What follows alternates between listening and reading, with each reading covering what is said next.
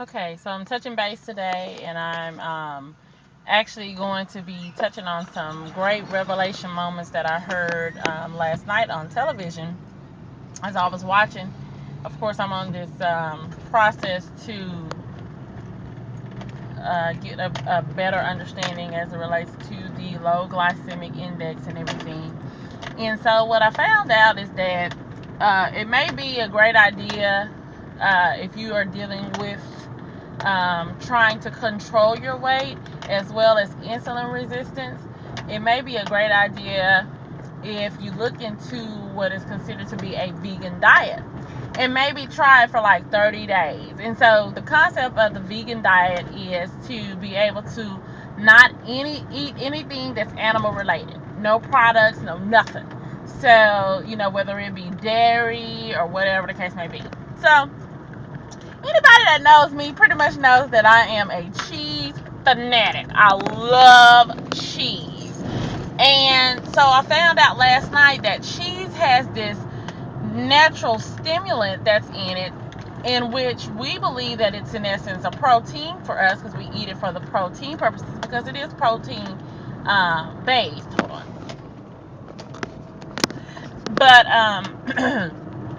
actually, there is this stimulant that's in it, and the way that it's done is put into to cows and so as they're feeding, as the mama cow is feeding the calf, it will cause the baby calf to not linger too far. It's almost like narcotic.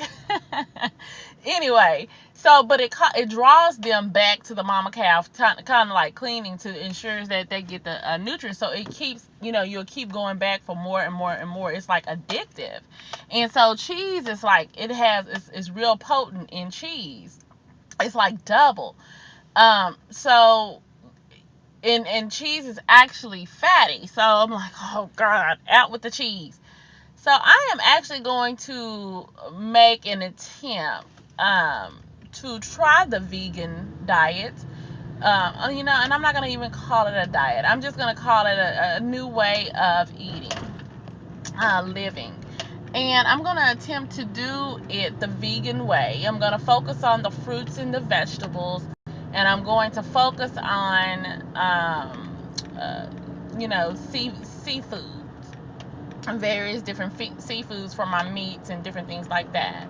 So of course, you have to cut out your chicken and your beef, all that good stuff. Anyway, this is definitely going to be interesting because um, anytime you adjust your diet and alter it to where you're trying to make it work for you in a new way, it's always going to have its challenges.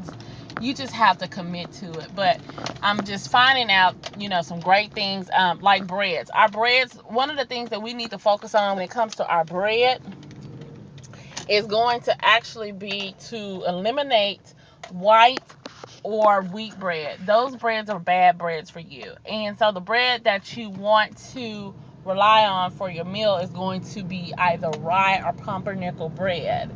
And so of course with the carbohydrates that's in bread anyway, bread is really high in carbs, and it's really really bad for the person with insulin resistance. But um a lot of times you hear people say pasta is not good for the diet as well because it is carbohydrate driven.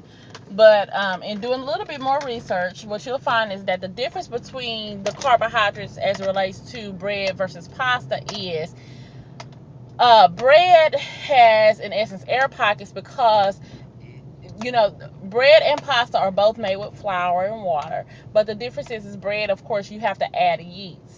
And so with the yeast, and once you bake it, it develops the air pockets. And when you eat that, just think of what it's doing to your body. Where versus pasta is dense. So when you eat it, your body is going to process it slower, and it's going to be easier to digest versus the bread. Just stay tuned. There's so much that I'm learning here, and I just want to share it with the world. And I just want us to be healthy, especially as we're going through this gastric bypass journey and everything. And and dealing with insulin resistance and just trying to stay on the right track. All right, be blessed and be a blessing.